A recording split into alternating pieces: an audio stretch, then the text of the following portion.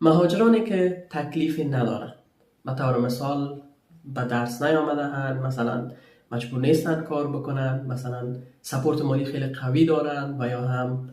خلاصه به گونه‌ای هست که سپورت مالی خیلی راحت دارن و هیچ تکلیفی ندارن، مدت خیلی زیاد در فاز باقی میمونن. همیشه که باشان حرف میزنی توصیف هست و تمجید هست و چیزای جدیدی که میبینن برایتان تعریف میکنن. اما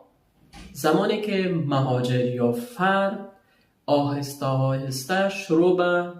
ادغام در جامعه میکنه،